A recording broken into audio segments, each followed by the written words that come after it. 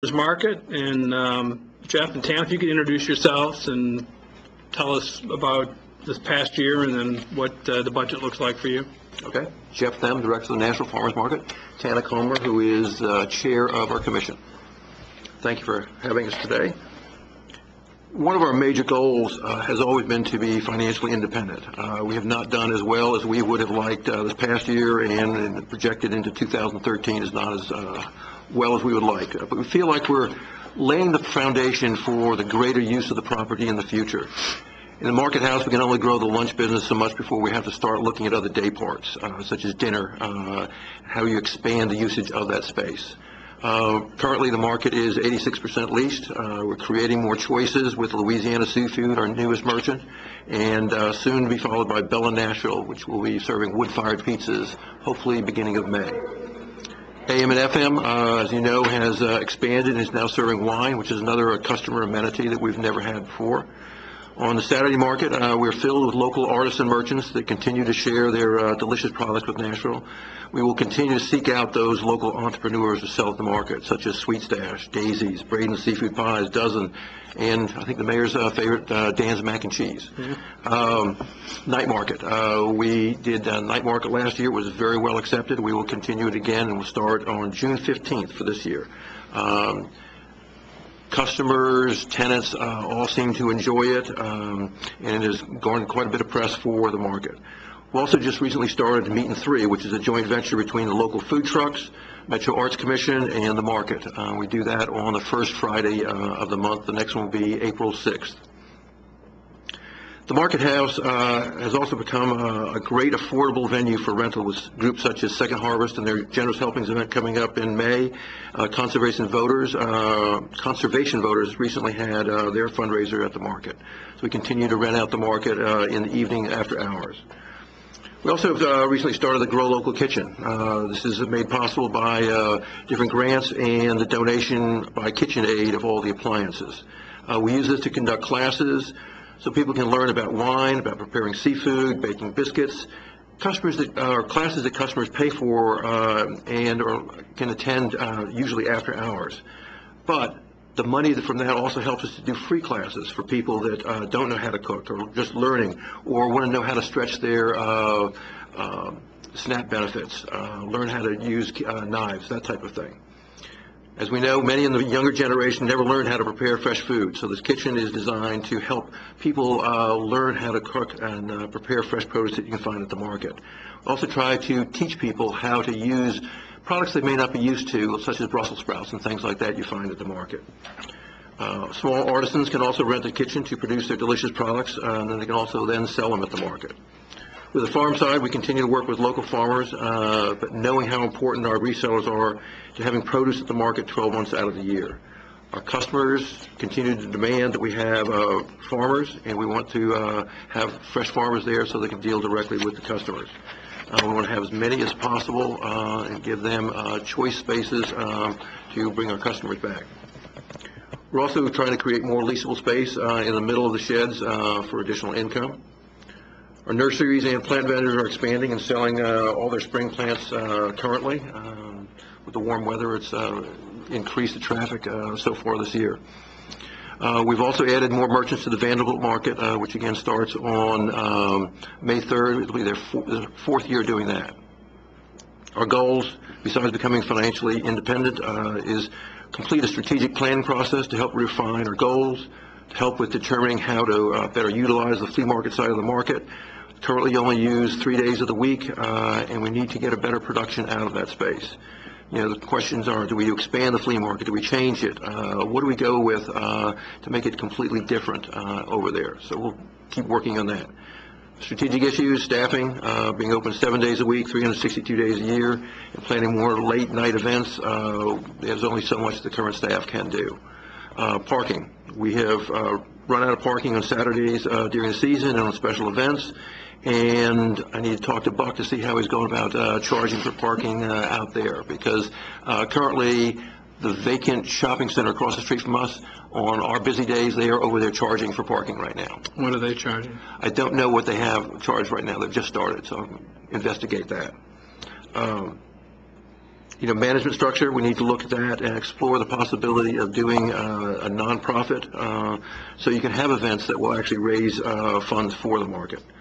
We feel the market is a huge asset to the city, creates jobs, creates opportunities for artisans, making fresh produce available to all Nashvillians, also teaching people how to create healthy dishes out of the produce they purchase there, and being a place where all people can rub shoulders together and feel comfortable. With your support, the board's support, the support of all the merchants, our best days are continually ahead of us, and I'm glad to take any questions. Well, first of all, the night market, I can testify, is great. I mean, I think it's sort of a model as to what you could have, I think. Let me make sure I get this right. The night market's on Friday, or? We're doing it we'll be starting it again in June, third Friday of the month. Third Friday of the month. And if you go on a Friday, the third Friday of the month to the farmer's market, which I've been able to do a few times, great crowds. And you're probably right, the parking is difficult because everybody wants to be there. But there's all sorts of food to sample, to buy, locally made cheese, pre-prepared foods that you can take home, and such as macaroni and cheese that you can freeze and eat whenever you'd like. The macaroni and cheese is fantastic, and I think the choices get better each time I've gone.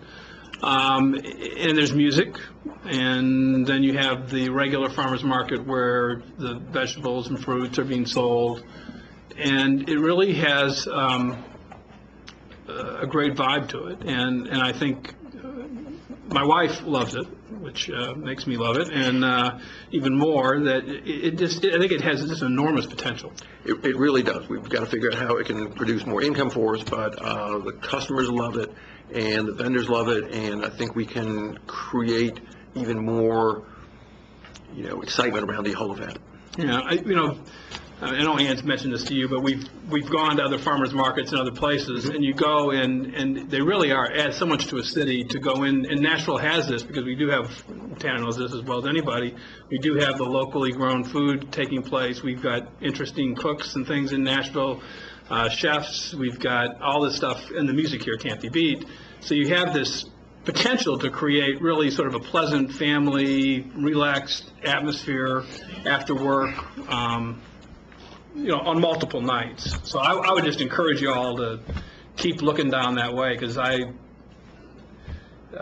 think it's really good. Well, we'll also invite you to one of our Meet 3 events where we have the Arts Commission doing artists inside the market house, and then we have up to 10 food trucks outside all selling their goods. And again, this is more gourmet food. It's very, very interesting food, and again, it's creating another event on another Friday night.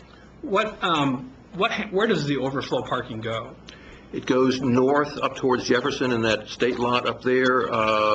It goes on to obviously 7th Avenue, a little bit on 6th, and then it goes across the street. And then people also leave because they can't find a parking place. And in terms of holding events there, you think that's it's a growth market for you too? I definitely think it's a growth market, as we can do it other nights other than the Friday nights when we've had good success with our own events there. But I think more and more nonprofits are having events there during the week after hours. Okay. Rich? To be the bad news maker. Well, it's kind of my role. I appreciate it. I'm the food critic. I appreciate you giving all the great recipes, and I'll have to try that. The mac and cheese, I'm going to have to try some of that to do that. But I think just to complete the picture, we need to talk about the financial situation a little bit, because obviously we all are, myself included, and I am the curmudgeon of the group, but, I'm a fan of the farmers market, and we want to figure out how to make this place do better over the years. But despite, all the good stuff that we've talked about, there is a request. The request for next year is a significant increase in the subsidy than where we've been in the current years. And so I think that, it's like a $300,000 increase in the subsidy, or a $400,000 increase in the subsidy based on where you anticipate being next year. And so, I think we can't lose sight of that is a significant increase over where we've been. And And I guess, kind of an opening question is what, and I know this is not something we're going to solve, tonight or in one day, but clearly, we need to move in the direction of trying to figure out how we're going to, grow revenue there and increase opportunities. But Jeff, Tana, what do you think is the principal cause of the need for the additional, such a large increase in the revenue this year? Is it still flood-related damage from the flood, or where are we now? I think it's a combination of things. A little bit is of the flood and the perception of the flood, and the fact that some is the economy.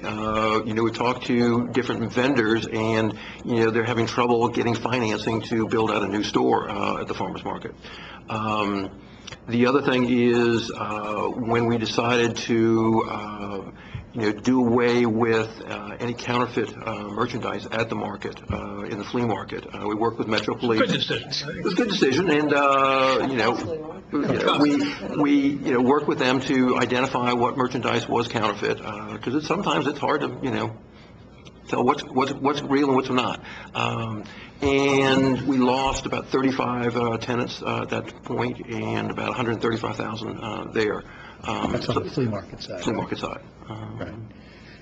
Is the flea market side the biggest source of the deficit, or is it more the? It's a combination, but that is probably the biggest source of it. We lost some on the farm side and on interior. To either of you, I know, Tanya, you've been working hard on this, and is there what are the ideas or thoughts of how you either change, revitalize, or make more compelling the flea market? One of the things we've actually put in our budget request is $25,000 for a study from an outside firm, I guess such as Maximus, to look at what are we doing right, what are we doing wrong, how can we further improve what we're doing, what can we do with that flea market side. We don't get a lot of synergy and cross-traffic from the flea market side to the rest of the market. So what could we do there? Do we need to continue the flea market, but do more of a juried type thing and work more towards antiques and things like that? So there's a variety of different things out there. We need to figure out exactly what it is. This is my own 2 cents on this. I would think that the flea market, given the location, you get a lot of downtown business. I think there's a natural appeal. Again, I think the farmers market will benefit from the increase of visitors to the city who are looking for interesting things to do, and particularly because they're looking for local things to do. And I think the fairgrounds at the flea market should benefit, as we said, on weekend events, from people being attracted to go out there for the flea market. But people will be attracted to the farmers market for the food, for the locally grown food. I think people will be attracted to a market that contains Tennessee. Things that drew them to this area, and something that's accessible to downtown. We've looked at doing more music events over there. We've looked at doing arts and crafts over there. We've looked at a variety of different things, but we're trying to figure out exactly how to go about it and get the right tenant mix in there. From the board standpoint, we just recently have a full board to work with, and we're in the process of going to do a strategic plan and to look at all this and to really scope it out, and we're waiting for the financial review to come out to give us some guidelines, see what we're actually dealing with there. We've been very open with the vendors, trying to work with them, trying to satisfy them and to keep them. Are we keeping them? As far as I know, we're keeping them, but a lot of them is the review thing. We're saying, hold on till we get the review. We're looking to the challenge of formulating the market and trying to get the market, kind of what you're saying, look to the future, get a plan, get a goal, get something out there that all the vendors and farmers can buy into and build on. That's the challenge of our board, and it's a huge challenge. Right. But as far as I know, and they all have expressed their commitment to take it on, and we're just waiting to take off with it. And the review is near completion? Yeah, it should be ready, if not this week, clearly next. And I think it's just in final draft form and final, internal review to make sure there's, double check everything before it's released. The big issue last year was, I think, grossly anticipated revenues. It was optimistic on the revenue side, and we didn't. It's not really an expenditure problem; it's a revenue problem, and the revenues didn't get near where the anticipated growth was. And that's what we got to build, is the revenue side, because, you have a small staff, you have a 7-person staff, I think it is, and then it's just the operations of the building, the energy and the cleaning the facilities, things of that nature. So, like you, I think it has great potential. We just got to figure out what it is and how to go forward on it. But, I just felt, we did need to mention that, going into this year, we're, the request, I mean, we've been subsidizing it to a certain amount for the last few years. Right.